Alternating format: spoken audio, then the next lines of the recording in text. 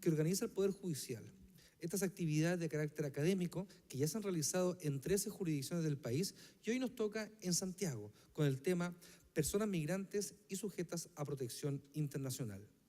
Este seminario, que tocará temáticas como los instrumentos iberoamericanos de acceso a la justicia de estos grupos, el debido proceso penal, aspectos legales y socioculturales de la migración y el migrante económico y acceso a la justicia, se está transmitiendo en directo por el canal de televisión del Poder Judicial y el archivo completo de este seminario estará disponible desde mañana en el sitio www.poderjudicialtv.cl.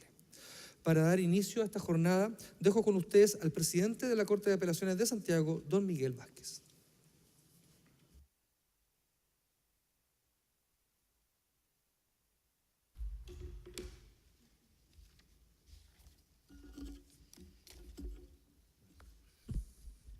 Buenas tardes.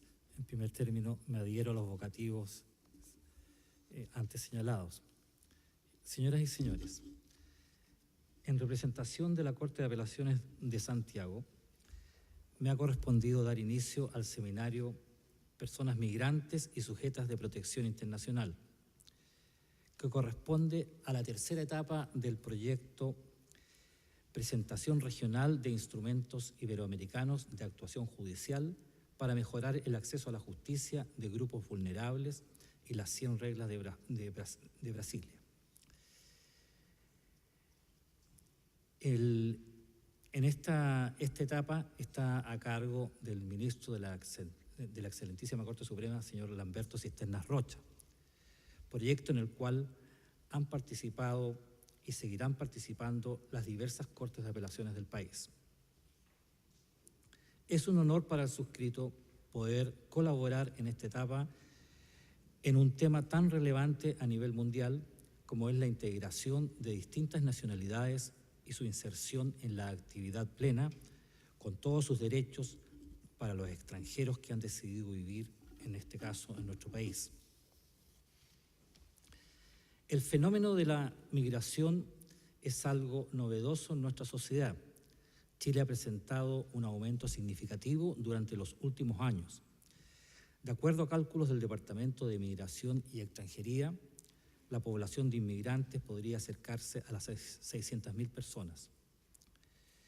Ello ha llevado a los estados a abordar este fenómeno desde una perspectiva de los derechos humanos, buscando un equilibrio para todos los habitantes sin importar la nacionalidad. En relación al tema del acceso a la justicia, que es lo que nos reúne en este encuentro, el rol del Poder Judicial ha sido fundamental en la protección y garantía de los derechos de las personas migrantes. Pese a esto, la Clínica de Migrantes de la Universidad Diego Portales enfatiza, comillas, aún existen vacíos en la ley y si bien es cierto, las sentencias de la Corte Suprema y las Cortes de Apelaciones han establecido que las situaciones en que la ejecución de órdenes de expulsión deben ceder en favor de garantizar otros derechos, como el interés superior del niño, la unidad de la familia, el debido proceso y la libertad personal, preocupa que el número de personas con órdenes de expulsión que han podido acceder a la justicia en comparación con el número de órdenes de expulsión dictadas anualmente. En este sentido, actividades de reflexión en torno al fenómeno del acceso a la justicia de los grupos vulnerables desde el Poder Judicial nos permiten aportar a la creación de un nuevo escenario y una nueva normativa migratoria que asegure el acceso a la justicia y resguarde las garantías del debido proceso de todas las personas. Citando al ministro de la Corte Suprema, Sergio Muñoz, los derechos no dependen de la nacionalidad de una determinada persona, son el resultado de reconocimiento de su dignidad y no una concesión de una sociedad o gobierno. Son derechos permanentes de las personas, inseparables de ella. Por ello, los estados deben respetar y garantizar estos derechos sin discriminación. Agradezco a cada uno de de ustedes su presencia y el interés por participar en este seminario, que espero sea un aporte a la promoción y compromiso de acciones y políticas públicas que sean coherentes con los compromisos de derechos humanos asumidos por nuestro país. También aprovecho la oportunidad para agradecer a la Oficina de Relaciones Internacionales de la Excelentísima Corte Suprema y a la Oficina de Comunicaciones por su importante colaboración en la organización de este evento. Asimismo, agradezco en esta oportunidad a quienes serán los motores de esta jornada. Me refiero a los expositores, el señor ministro de la Excelentísima Corte Suprema, don Lamberto Cisterna, a los expositores Omar Astudillo, ministro de la Corte de Apelaciones de Santiago, Mauricio Rettig, juez del Tribunal Oral y lo Penal de Santiago del Segundo, y don Milenko Bertrán Galindo, académico de la Universidad Católica de Chile, quienes con su experiencia sobre el tema serán aportes significativos para exponer ante esta audiencia. Muchas gracias.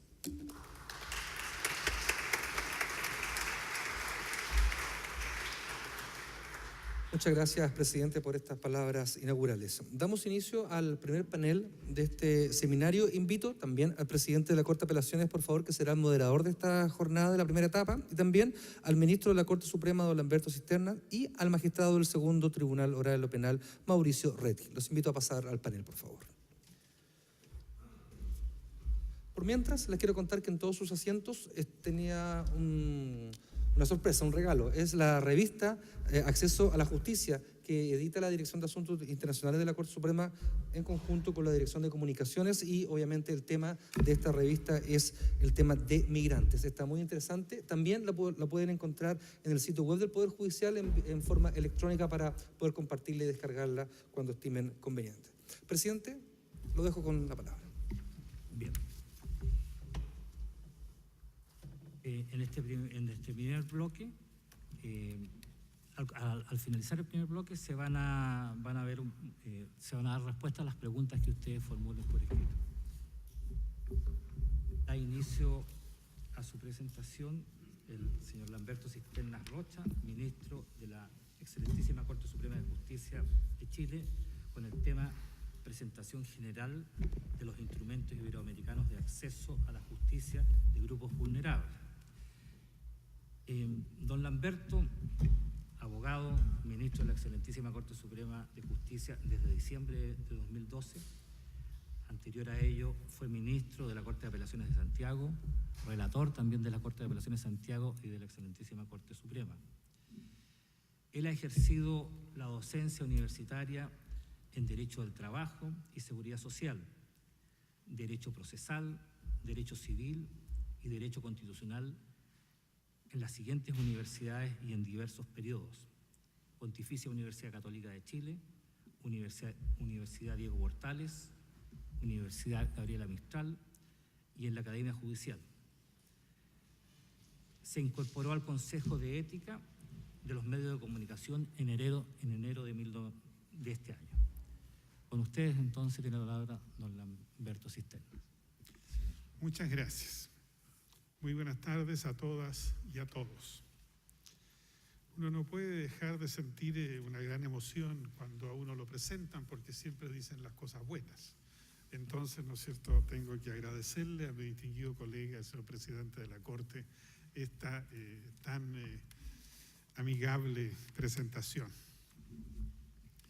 Según la encuesta CACEN del año 2015, en Chile hay 470.000 inmigrantes. Esto es el 2,7% de la población total.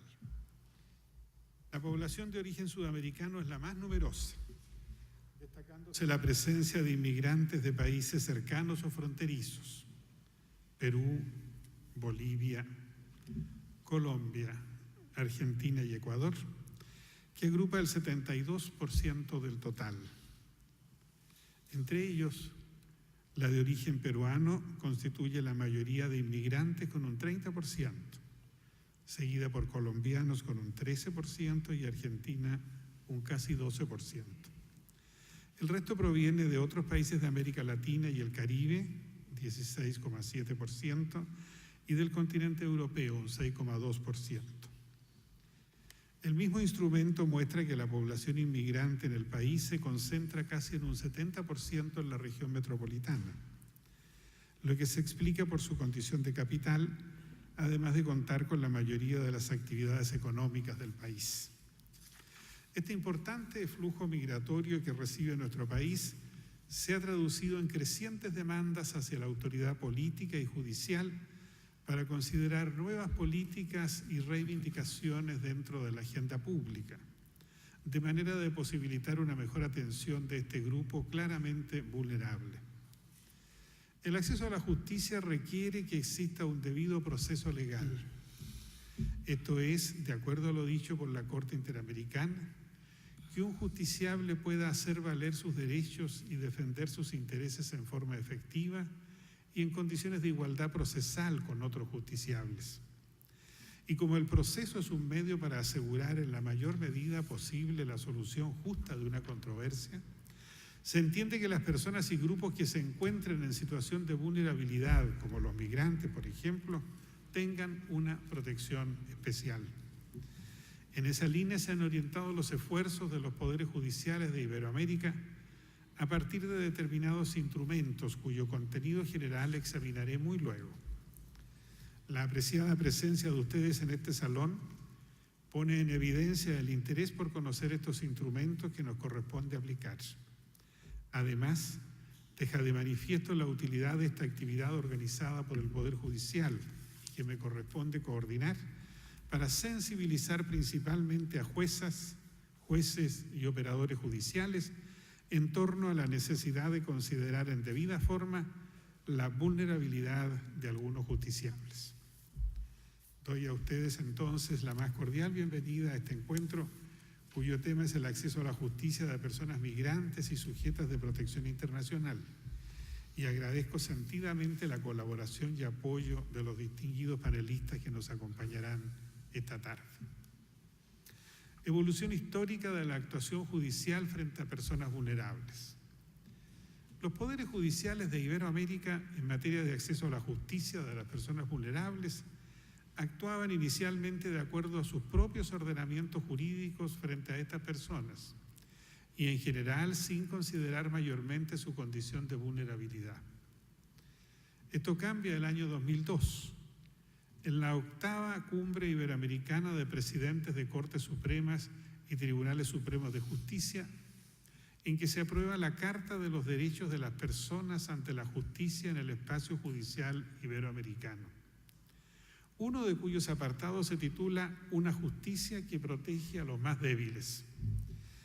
Este documento marca un importante momento de madurez, pasando hacia una visión conjunta y consciente de los poderes judiciales respecto a las personas vulnerables, con un efectivo compromiso de acción que se reafirmará luego en 2018 con las 100 reglas de Brasilia, aprobadas en la cumbre número 14, y que culminará en la cumbre número 17 en Santiago de Chile el año 2014, con el Protocolo Iberoamericano de Acción Judicial para mejorar el acceso a la justicia de las personas y grupos vulnerables. Reglas de Brasilia. Las reglas de Brasilia van más allá de señalar principios de actuación, pues pretenden seguir la senda de las buenas prácticas. Formulan recomendaciones útiles en la elaboración de las políticas judiciales y en la aplicación de las mismas por parte de los servidores y operadores del sistema de justicia. Establecen estándares básicos para garantizar el acceso a la justicia de las personas en condiciones de vulnerabilidad. Y a su respecto, la Corte Suprema de Justicia de Chile ha dicho en diciembre de 2013 que corresponde aplicarlas en las actuaciones de nuestros tribunales. Personas en condiciones de vulnerabilidad. Una cláusula general, la regla número 3, establece que se consideran en condición de vulnerabilidad aquellas personas que por razón de su edad, género, estado físico o mental, o por circunstancias sociales, económicas, étnicas y o culturales, encuentran especiales dificultades para ejercitar con plenitud ante el sistema de justicia los derechos reconocidos por el ordenamiento jurídico. Conforme a la regla número 4, pueden constituir causas de vulnerabilidad, entre otras, la edad, la discapacidad, la pertenencia a comunidades indígenas o a minorías, la victimización, la migración y el desplazamiento interno, la pobreza, el género, la privación de libertad. La situación de vulnerabilidad aumenta si concurren varias causales de discriminación en la misma persona o grupo de personas, lo que se denomina interseccionalidad, aludiéndose a distintas identidades generando discriminación entrecruzada. Pensemos, por ejemplo, en una persona discapacitada, adulto mayor, de escasos recursos, inmigrante. En tal supuesto es esperable y se justifica una actuación intensa de los poderes públicos para facilitar la efectiva tutela de sus derechos por el sistema de justicia.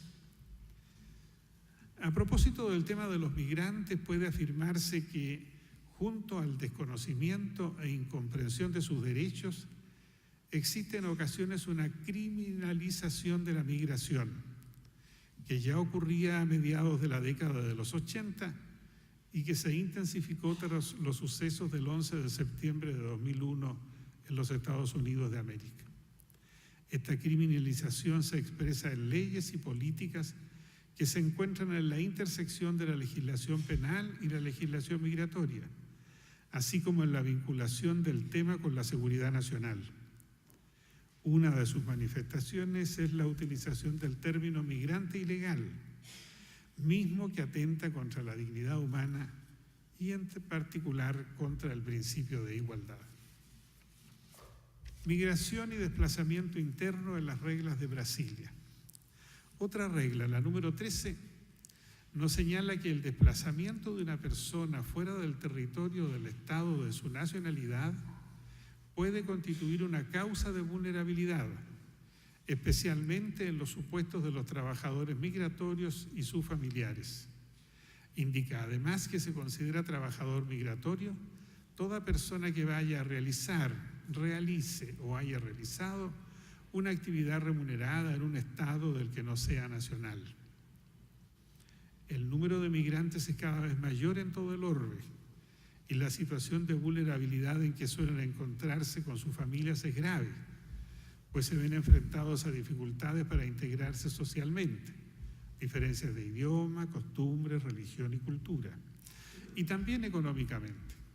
Sendas situaciones sirven de acicate a la idea de que un acceso formal y sustantivo a garantías y protecciones jurídicas es condición indispensable para superar los serios problemas a los que se ven enfrentados y para que paralelamente los estados cumplan de manera efectiva con las obligaciones internacionales que han contraído de actuar con la debida diligencia frente a este problema. Protocolo Iberoamericano. Este documento, que como ya dije, fue aprobado el 2014 en Santiago de Chile en la cumbre número 17, da continuidad a los otros que ya mencioné.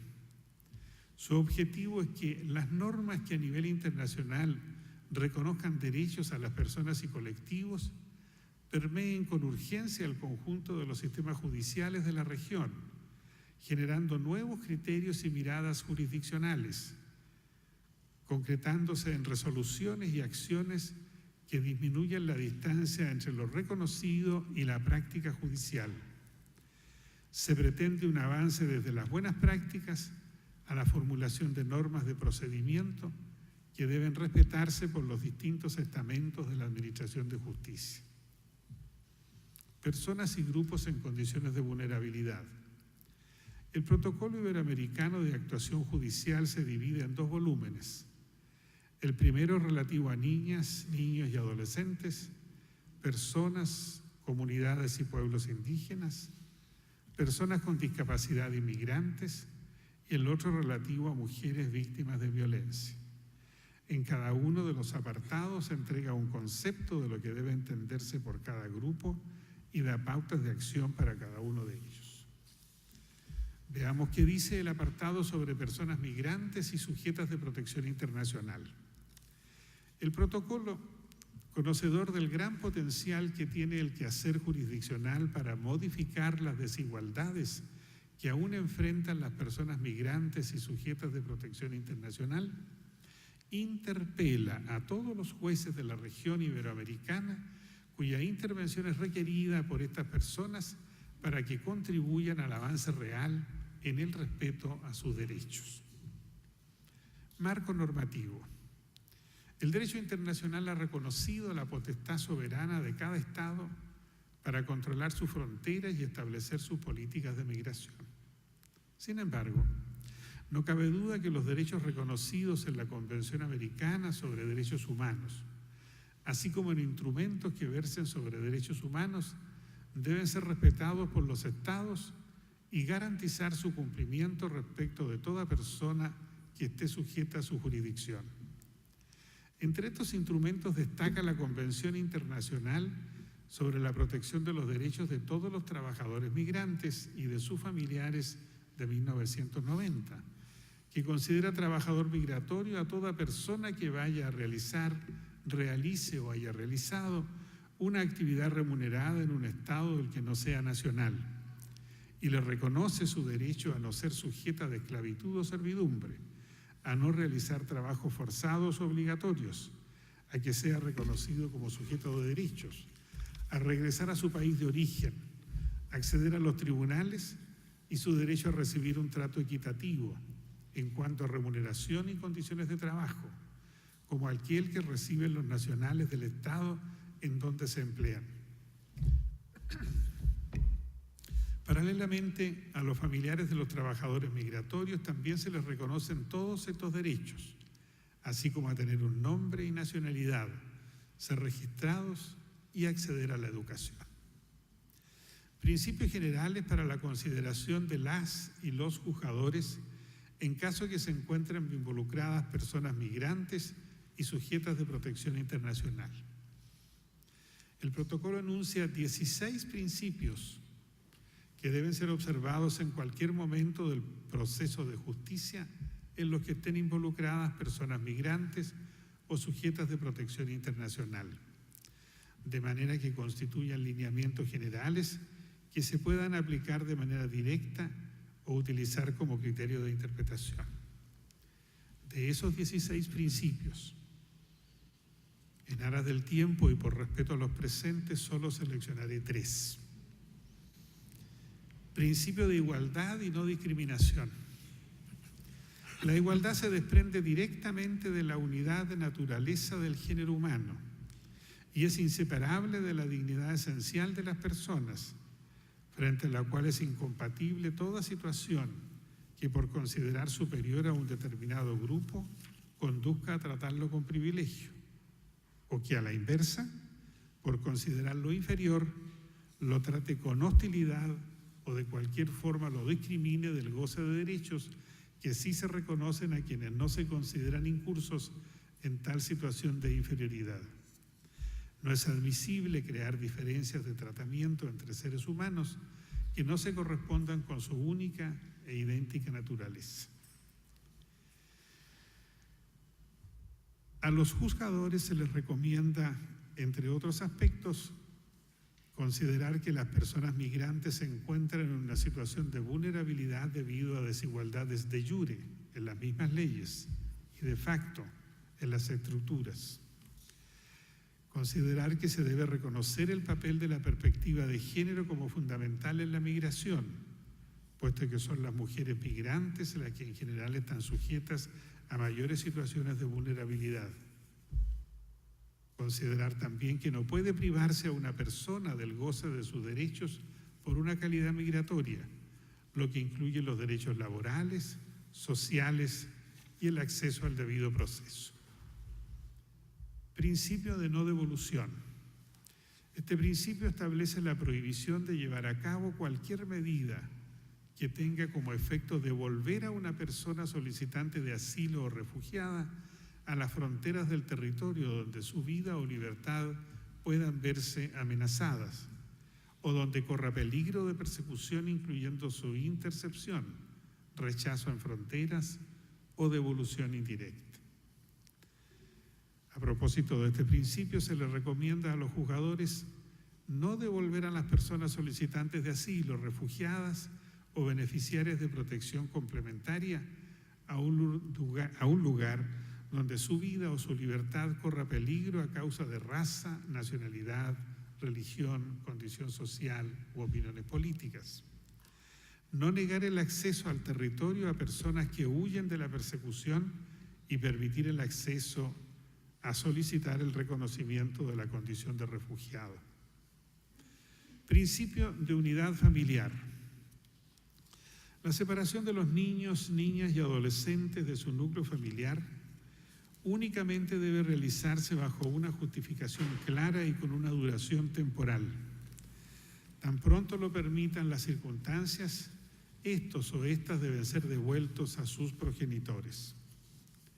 A los juzgadores se les recomienda supervisar y confirmar que los niños, niñas y adolescentes permanezcan preferentemente en libertad, utilizando alternativas a la detención.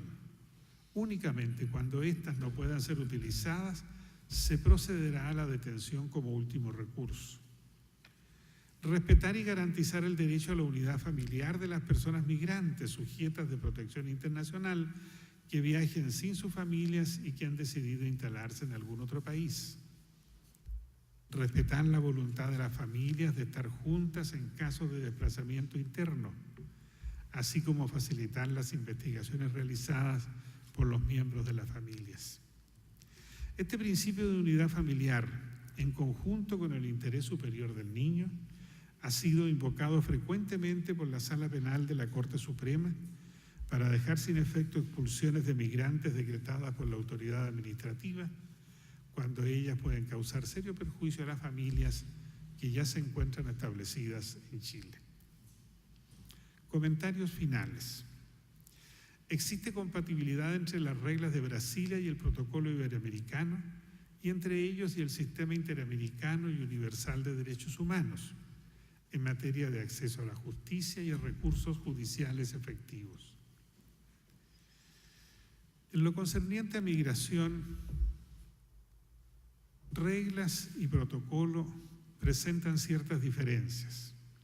En efecto, las primeras se limitan a enunciar ciertas ideas matrices, o en otras palabras, a determinar los mínimos aceptables en un proceso judicial en que se vean involucradas estas personas. El protocolo, en cambio, enuncia los instrumentos normativos relativos a la materia y entrega algunos conceptos sobre la misma, además de presentar recomendaciones de actuación precisa para las y los juzgadores, pretendiendo constituirse en una guía para ellos en la administración de justicia. Resulta claro entonces que el potencial público al cual se dirige uno y otro instrumento es diferente. Las reglas de Brasilia pueden ser consideradas por juzgadores, persecutores, defensores, legisladores, etc. El protocolo es mucho más limitado por cuanto se dirige a juezas y a jueces. Finalmente, en lo que respecta a su aplicación en nuestro país, las reglas de Brasilia, por resolución de la Corte Suprema de 16 de diciembre de 2013, se acordó instruir a los tribunales nacionales que dichas reglas sean consideradas en situaciones de personas que se encuentren en condiciones de vulnerabilidad, en los casos previstos en ellas, como un cuerpo normativo que constituye un referente desde un punto de vista interpretativo pro homine. El protocolo, en cambio, se encuentra en la última fase de su difusión. Finalizo aquí mi exposición con mi reconocimiento muy sincero al señor presidente, a los ministros y al personal de la Corte de Apelaciones de Santiago por su trabajo y empeño para organizar este evento, a los expositores y a todas y todos ustedes por su asistencia y amable atención.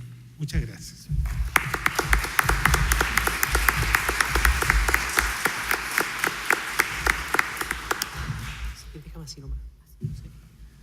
Muchas gracias, don Lamberto. Además fue preciso en el tiempo, 20 minutos. A continuación, entonces, corresponde la presentación de nuestro siguiente expositor, don Mauricio Reti Espinosa, quien es juez del segundo juzgado del Tribunal Oral en lo Penal de Santiago. Es abogado de la Universidad de Chile, diplomado en Derecho Penal Sustantivo de la Universidad Católica de Chile, diplomado en Derecho Penal Económico de la Universidad Alberto Hurtado, magíster en Derecho Penal y Ciencias Penales de la Pontificia Universidad Católica de Valparaíso, doctor en Derecho Penal y Ciencias Penales de la Universidad de Barcelona. Además tiene algunas publicaciones, voy a citar algunos artículos. El debido proceso es un derecho o una garantía, distinción entre lesiones menos graves y leves. Además ha tenido diversas ponencias, una titulada Dignidad Humana y Huelgas de Hambre Reivindicativas, las facultades del juez en el proceso del nuevo Código Penal. Tiene experiencia académica además, profesor de Derecho Penal en la Universidad Alberto Hurtado, fue profesor de Derecho Penal en la Pontificia Universidad Católica de Chile, profesor de Derecho Penal y Procesal Penal en los magísteres en Derecho Penal y Ciencias Penales de la Universidad Alberto Hurtado, entre otros. Finalmente, actualmente es el juez del segundo juzgado del Tribunal Oral en lo Penal de Santiago. Puede iniciar su ponencia por 20 minutos, Mauricio. Muchas gracias.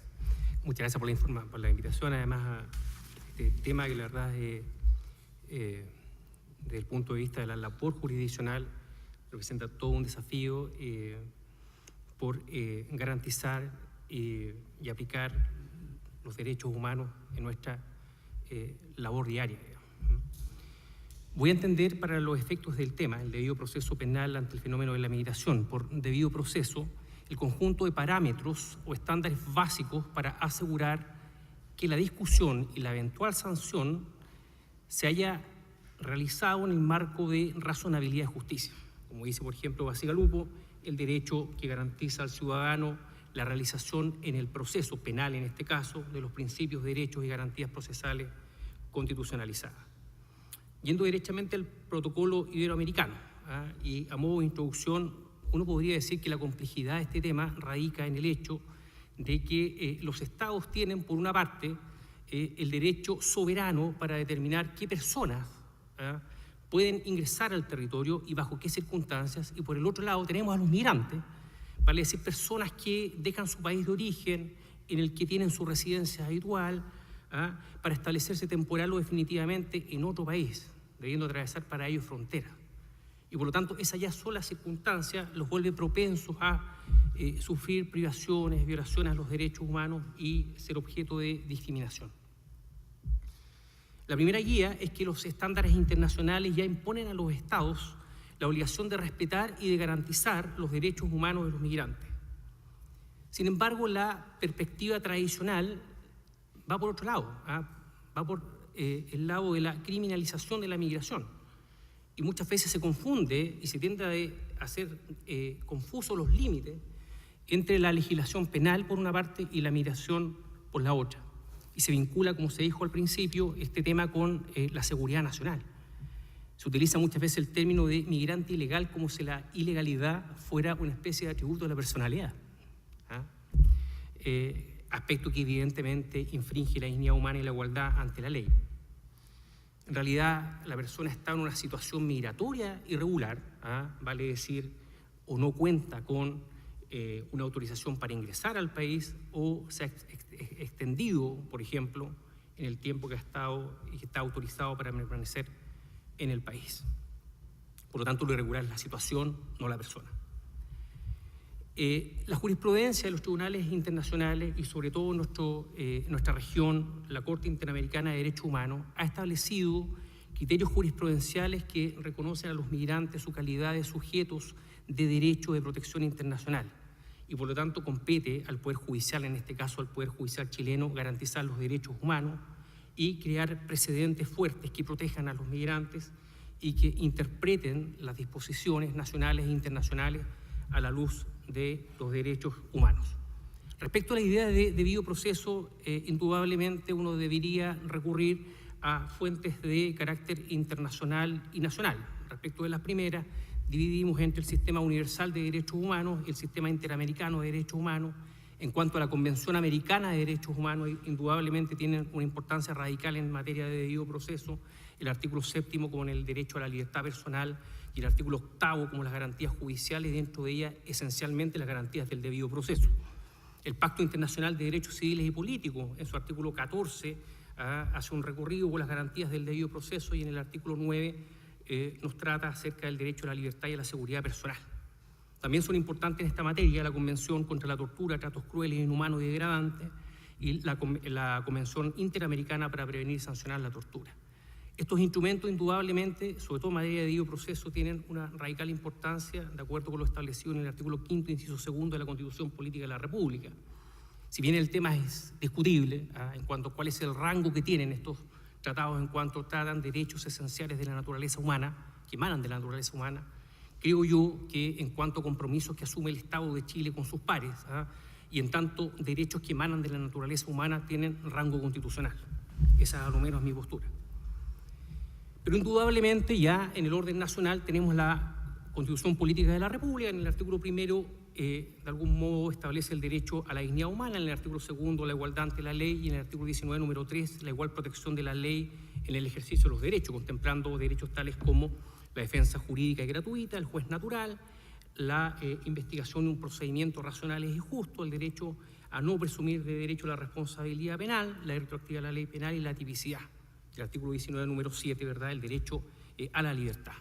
Hago todo este preámbulo porque indudablemente los principios de los cuales da cuenta el protocolo no forman parte de una creación jurídica, sino que más bien dicen relación con principios que emanan de los instrumentos nacionales e internacionales que han sido ratificados por Chile, que se encuentran vigentes y por lo tanto deben ser aplicados por nuestro país y por nuestro Poder Judicial. Estos derechos deben ser aplicados en cualquier momento del proceso y constituyen lineamientos generales que los juzgadores deben aplicar, ya sea de manera directa o utilizarlos como fuentes de interpretación tanto de las normas nacionales como internacionales. Yo me voy a abocar básicamente acá a los principios que de alguna manera tienen una relación directa, ¿verdad?, con la idea de debido proceso, y solo que en aspectos que atañen a ese principio y a esa materia.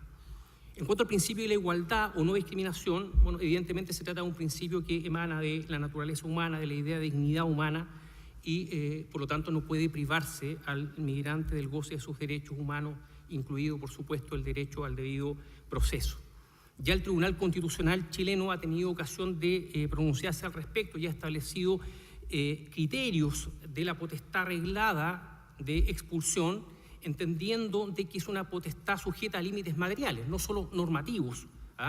Y respecto a este punto, establece que no se puede discriminar entre extranjeros o que el Estado no puede configurar reglas que diferencien radicalmente en el ejercicio del derecho a la circulación y de residencia al extranjero. Por lo tanto, no se trata solo de un aspecto meramente normativo, también está sujeto una potestad a límites materiales y que por lo tanto no puede ser una potestad que se utilice de manera arbitraria. Tenemos el principio pro persona que indudablemente implica aplicar la norma más amplia o la interpretación más extensiva cuando se trata de reconocer derechos, y a la inversa una norma más restrictiva o una interpretación más restringida cuando estemos frente a restricciones de los derechos. Aquí es relevante porque el reconocimiento de este principio implica incluso dejar de aplicar normas inferiores si son contradictorias con los tratados de derechos humanos. Estoy pensando, por ejemplo, en el derecho a la defensa material y me pregunto si cumple o no con ese baremo un plazo de 24 horas para impetrar un recurso de reclamación ante la excelentísima Corte Suprema, cuando más encima se impone como una obligación o un requisito para interponer el recurso el hecho de que sea fundado. La verdad es que se hace ilusorio el derecho. Interés superior del niño, niña, adolescente, migrante, ya se ha explicado, pero quiero decir que en materia de debido proceso, indudablemente se trata de un principio que ha de tenerse presente respecto de los migrantes adolescentes privados de libertad. Si partimos y si nos tomamos en serio el derecho a la presunción de inocencia, eso implica necesariamente que las medidas cautelares deberían ser excepcionales. Ojo, más del 90% de las medidas de la prisión preventiva solicitadas en Chile se conceden. Goza de muy buena salud, digamos, la prisión preventiva en Chile. Si nos tomamos en serio la presunción de inocencia, entonces las medidas cautelares deberían ser excepcionales. Y aquellas que implican la privación de libertad deberían ser doblemente excepcionales. Incluso cuando estamos hablando de adolescentes y estamos hablando de adolescentes migrantes, bueno, debería ser esto triple, incluso 4 veces excepcional. Cito acá un voto, de hecho, de la excelentísima Corte Suprema del año 2015, causa 37.107, en cuanto un voto disidente señala la desproporcionalidad de la medida de expulsión del país y como argumentos cita expresamente la protección del interés superior del hijo del amparado. El principio de no devolución al cual se ha hecho ya alusión, digamos, no lo voy a volver a explicar, pero sí, evidentemente, quiero hacer presente, por ejemplo, un recurso de habeas corpus acogido por la Sala Constitucional de la Corte Suprema de Justicia de Costa Rica. Bueno, en esa resolución la Corte resuelve que la deportación es contraria a los derechos fundamentales de los amparados, estando pendiente de resolver su petición a asilo. O sea, a esta persona se le deporta aun cuando estaba pendiente de su petición de asilo, digamos. Y por tanto la Corte entiende que ese recurso debe ser acogido y entiende, creo yo, de buena manera, que no puede aplicarse sumariamente lo que establece la Ley General de Migración de ese país para casos normales. El principio de la unidad familiar, la verdad es que es un principio que ha sido bastante importante en la jurisprudencia nacional de la Corte Suprema. Ya se dijo que consiste en la separación de los niños, niñas, adolescentes de su núcleo familiar. Evidentemente esto debe ser realizado únicamente cuando hay una justificación clara, con una duración temporal y tan pronto las circunstancias lo permitan deben ser devueltos a sus progenitores. Es un principio que evidentemente debe tenerse en cuenta, sobre todo respecto de materias privativas de la libertad, toda vez que preferentemente los menores que se encuentran en los niños, niñas, adolescentes que se encuentran en esta situación deberían preferentemente permanecer en libertad y por lo tanto deberían buscarse otras alternativas a la detención y solo cuando éstas no puedan ser utilizadas debería ser utilizada la detención como medida de última ratio. Al respecto, nuevamente el Tribunal Constitucional de Costa Rica señala lo siguiente, dice: la Constitución otorga la protección del Estado a la familia al proclamarla como un elemento natural y fundamental de la sociedad, y el núcleo familiar es básico y primordial para el libre desarrollo de la personalidad. Tanto los nacionales como extranjeros que se encuentren en nuestro territorio, dice, tienen derecho a gozar de la protección especial por parte del Estado.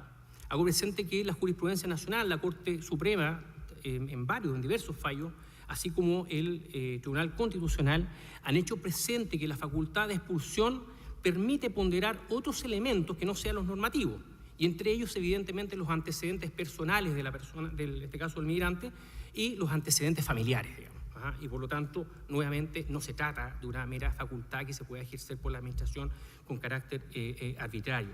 De hecho, varios fallos de la Corte Suprema señalan que o toman en consideración las circunstancias personales y familiares del extranjero y concluyen que la expulsión no puede desligar el núcleo familiar. El derecho a la no revictimización, entendiendo por revictimización toda acción o omisión que lesione el estado físico, mental o psíquico de la persona víctima, implica la necesidad de evitar la solicitud reiterada e inoficiosa de declaraciones de hechos, interrogatorios inquisitivos, procesos largos, diligencias innecesarias. La presunción de inocencia, que evidentemente tiene una importancia radical en materia de debido proceso, implica, como todos sabemos, que toda persona acusada de haber cometido un delito debe ser considerada inocente siempre que no se establezca lo contrario, en nuestro caso por sentencia firme y ejecutoriada, que es el momento donde se rompe la presunción de inocencia, e implica garantizar, por lo tanto, en este caso al migrante, que no será condenado sin que existan pruebas suficientes que demuestren la culpabilidad. Al respecto, nuestra Corte Suprema ha señalado la necesidad de acreditar el reproche. Y por lo tanto, por ejemplo, en una de las situaciones en donde se autoriza el decreto de expulsión, se establece que la administración no es el órgano competente para declarar la falsedad documental. Evidentemente, eso debe ser fruto de una decisión jurisdiccional y no de la administración, digamos. Por lo tanto, concuerdo plenamente con esa decisión. Interesante es un caso de habeas corpus del año 2010 respecto de dictado por la Corte de Justicia de Panamá, en donde un ciudadano colombiano estaba detenido en Panamá a la espera de una resolución de residencia definitiva, ya que su madre colombiana residía de manera legal. Bueno, este señor fue acusado de cometer tráfico de personas. Entonces bastó la mera acusación para que se cancelara su visa y su solicitud de permanencia definitiva y que se ordenara su deportación. Evidentemente, la Corte cuestionó la legalidad de la orden de expulsión y exigió que las decisiones se ajusten al debido proceso, al orden procesal y constitucional, y que no se incurra en esta clase de arbitrariedades. Prontitud y prioridad. Evidentemente, este principio implica garantizar que las resoluciones judiciales y su ejecución ocurran oportunamente y sin retrasos innecesarios. Acá es importante el tiempo que pasa, porque tratándose de personas vulnerables, en este caso personas migrantes, el tiempo que ha transcurrido implica necesariamente un factor determinante en el hecho de que los migrantes terminen abandonando la defensa de sus derechos. Y por lo tanto, el derecho a ser juzgado, en este caso, dentro de un plazo de razonable, adquiere mayor sentido. Vamos ahora a la excepcionalidad de la detención. Las prácticas migratorias deben partir desde la presunción de libertad y, por lo tanto, la detención debe ser utilizada como la última razón del ordenamiento.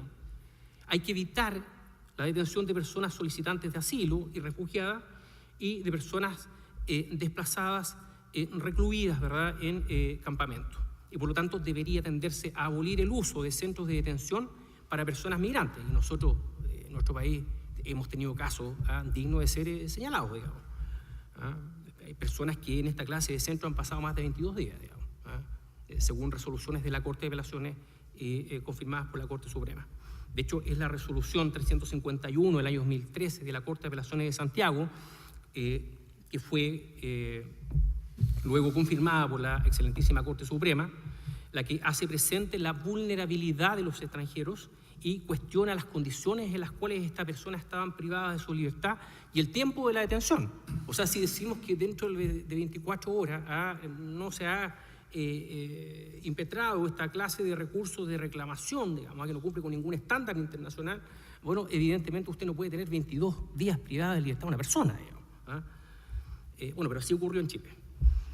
La Corte Interamericana de Derechos Humanos, en un caso de 1999 seguido en contra de México, señala que estas personas, que eran unos religiosos, fueron privados arbitrariamente de su libertad y expulsados en forma sumaria de México, sin derecho a la garantía de audiencia, vale decir, un derecho a un juicio justo, no cualquier clase de juicio, y en violación a los derechos de circulación y de residencia.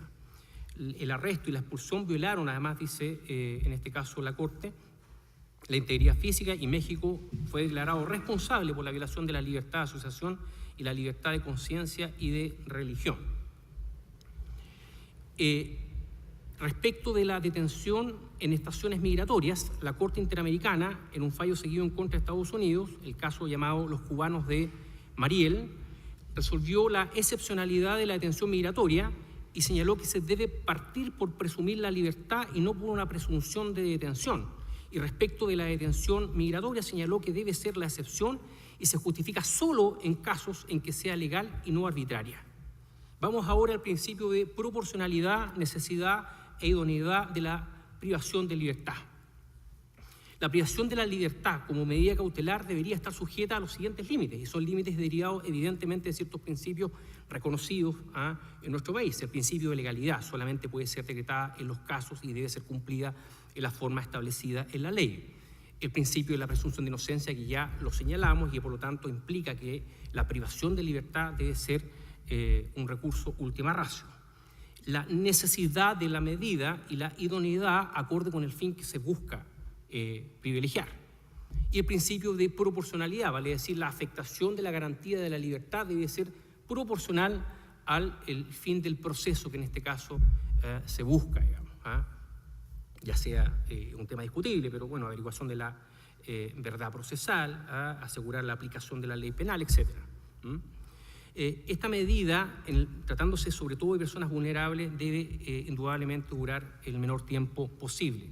De hecho, la Corte Interamericana de Derechos Humanos en el año 2010, en dos casos, uno seguido en contra de Panamá y el otro respecto de la República Dominicana, señaló ciertos estándares mínimos a las privaciones de libertad por razones migratorias, y entre ellas estableció que la detención de personas por incumplimiento de leyes migratorias debe ser excepcional y nunca debe ser arbitraria o con fines punitivos. Las medidas privativas de libertad solo deben utilizarse cuando sea necesario, proporcionado e idóneo en el caso concreto y durante el menor tiempo posible. Y los estados deben disponer de un catálogo de medidas alternativas que sean efectivas para la consecución de los fines descritos. O sea, indudablemente acá tendríamos que recurrir al Código Procesal Penal, digamos, porque evidentemente del decreto, ley, digamos las cosas por su nombre, no ley de extranjería, se va a discutir ahora, digamos, espero yo, proyecto de ley de extranjería, digamos, lo que tenemos es un decreto ley, digamos, y por lo tanto espero yo que en ese proyecto se discuta un catálogo de medidas alternativas a la privación de la libertad que pueda cumplir con los principios que ya hemos señalado.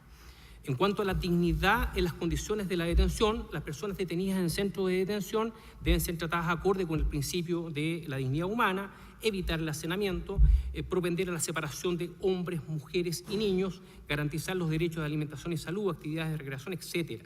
O sea, es un principio que se relaciona evidentemente con el principio de la presunción de inocencia y con el derecho a ser tratado como inocente mientras dure el proceso penal, si nos tomamos la presunción de inocencia, insisto, en serio.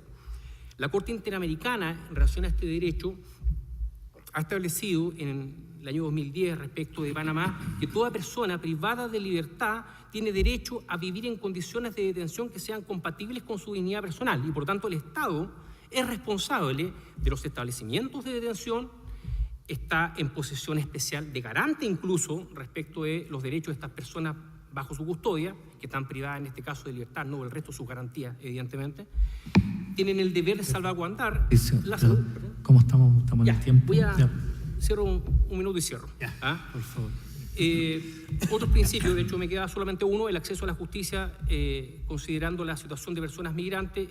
Cito solo para terminar un fallo de la Corte Interamericana en cuanto al acceso a la justicia que señala, requiere acercar, ¿verdad?, el debido proceso legal, y señala que el justiciable puede hacer valer sus derechos y defender su interés en forma efectiva y en condiciones de igualdad procesal, y por lo tanto el proceso debe asegurar en lo posible una solución justa a la controversia, y los grupos en situación de vulnerabilidad deben tener derecho a una protección especial. Muchas gracias.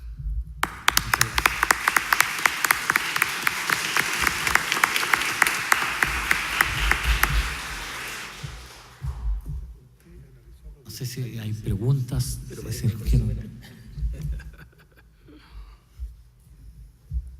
Sí.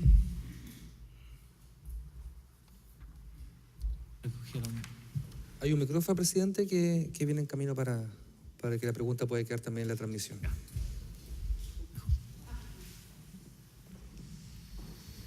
Buenas tardes. Respecto a las exposiciones que han tenido, se han hablado obviamente de los principios que se basa el protocolo iberoamericano para la actuación judicial. Me gustaría saber si existe algún trabajo en conjunto entre los distintos poderes del Estado, especialmente entre el Poder Judicial y el Poder Administrativo o Político en este aspecto, porque obviamente se han hablado de principios como uno solo, el debido proceso. Cuando nosotros, por ejemplo, presentamos un recurso de algunas personas a las cuales yo defiendo en temas administrativos y la resolución se demora aproximadamente un año o un año y medio, para mí eso constituye una denegación de justicia. Por lo tanto, me gustaría saber si existe algún trabajo en conjunto al respecto, porque yo sé cómo trabaja aquí el Poder Judicial, pero me gustaría saber sobre ese tema. ¿Para quién es la pregunta? Para cualquiera de los dos expositores. Bueno, usted ha dicho que para usted eso constituye una denegación de justicia. Para mí también. No cabe la menor duda, ¿no es cierto?, que la respuesta de la autoridad, de cualquier tipo de autoridad, no puede demorar tanto tiempo como más de un año, como a veces sucede. Lo terrible que en el tema de la migración, a veces hay personas que están establecidas en Chile, que llevan años trabajando y que todavía no tienen su visa titular y definitiva, y se demora muchísimo tiempo en que lo puedan obtener. Ahí parece ser de que ha sido superada la infraestructura material y humana por la cantidad muy fuerte del flujo migratorio.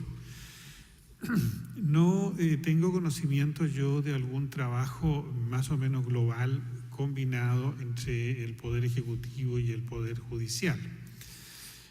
Sé de algunos intentos, particularmente en regiones en que se combina la actuación de los órganos administrativos y el Poder Judicial y juntos van caminando en esto para dar una solución.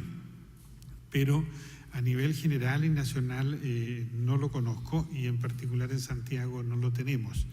Y a veces se aprecia una descoordinación bastante fuerte que termina finalmente por la resolución de recursos de amparo que deciden cuestiones a veces de manera reiterada, y la autoridad tiene también una insistencia en el tema, sin que hasta este momento hayamos podido, digamos, coincidir en una solución en beneficio de los migrantes.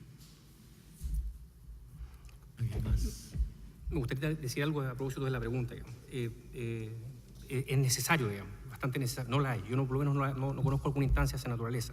Y estrictamente necesario por un tema de coordinación, sobre todo considerando que de algún modo la tarea, digamos, de hacer compatible el ordenamiento internacional con la fragilidad, digamos, del ordenamiento interno, lo que dice relación con el decreto ley 1094, bueno, evidentemente involucra casi una suerte de creatividad, digamos, y por lo tanto se requiere una mayor coordinación ahí entre lo que es la administración, digamos, y por otra parte el Poder Judicial. Lamentablemente yo no conozco por lo menos ninguna alternativa en ese sentido. Por ahí parece. Hola, buenas tardes. Mi pregunta es para los dos expositores y es práctica. Un caso típico, una persona que es extranjera comete un delito y se aplica la ley de pena sustitutiva, y entre todas las opciones que tiene está, por ejemplo, la expulsión, pero él decide no optar por esa medida, sino que por otra. Cumple su condena y posteriormente hay otra expulsión, pero es administrativa. O sea, teniendo la opción de optar por la expulsión judicial, no la acepta, cumple su condena y después, de todas maneras, se dicta a través de la administración la expulsión administrativa. Quería saber si en ese caso eventualmente se podría considerar solicitar la inconstitucionalidad por inaplicabilidad, o sea, la inaplicabilidad por inconstitucionalidad de la medida. ¿Sí? A ver, efectivamente, de hecho, es bueno tu caso, y de hecho hay sentencias de la Corte Suprema, si quieres después te puedo dar los roles, no solo para ese caso, o sea, si se concede una pena sustitutiva, si el Estado le concede al imputado una pena sustitutiva, si luego, o en otra situación, incluso, por ejemplo, aplica una salida alternativa, una suspensión condicional del procedimiento, por ejemplo, bueno, evidentemente está partiendo de la lógica de que la persona va a cumplir la pena acá y le está dando una especie de oportunidad, digamos. Evidentemente esa decisión, me parece a mí, es incompatible luego con hacer efectivo el decreto de expulsión, digamos. Y por tanto, desde ese punto de vista es que uno entiende de que el decreto de expulsión no es algo que deba mirarse con un matiz meramente normativo, sino que está sujeto, es una decisión sujeta evidentemente a límites materiales. Y evidentemente los tribunales tenemos desde ese punto de vista mucho que decir desde el punto de vista de ponderar, digamos, cuáles son las decisiones que se han tomado, los objetivos que tienen esas decisiones y los derechos en juego, digamos. Por lo tanto, me parece a mí que, y de hecho hay jurisprudencia que ha acogido ese planteamiento, no con señalar que la norma es inconstitucional, sino con el hecho de hacer primar, digamos, otros principios, otros criterios. A ver, yo diría que ese es un caso típico para un recurso de amparo. La persona la están expulsando, le están conculcando una dimensión clarísima de su libertad de desplazamiento, en virtud de una circunstancia o una situación de hecho que pone de manifiesto la falta de coordinación entre el actuar de la autoridad administrativa y el actuar del Poder Judicial, pero fundamentalmente la descoordinación que tienen en sí mismas las normas que integran esta ley o decreto ley de extranjería. Porque, o mejor dicho, el conjunto legal, más que el puro decreto ley, el conjunto legal. Porque si vino esta norma que permitió sustituir las penas y en definitiva las personas egresan del proceso, ¿no es cierto?, y cumplen sus penas alternativas, quedan, diría yo, saneadas. Y en consecuencia no podríamos adoptar ninguna medida ni interna ni externamente en contra de esas personas que ya sanearon todo ese proceso.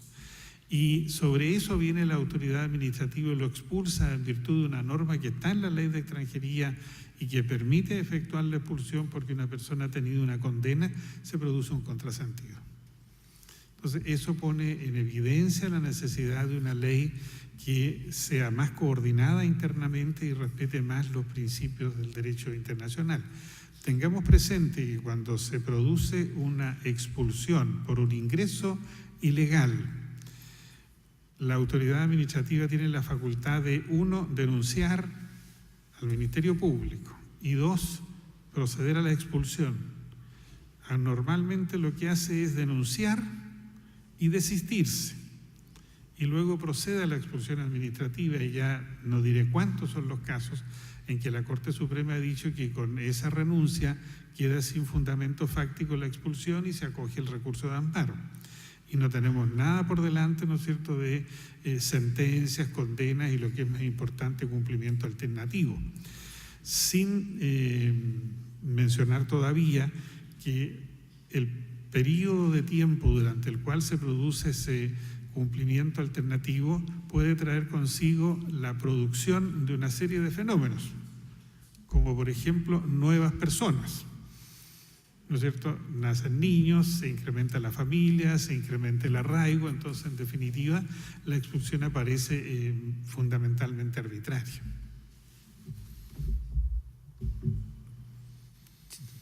Si no hay más preguntas, hacemos adelante. Ponemos fin entonces de esta forma al primer bloque de esta jornada. Un aplauso para las expositoras.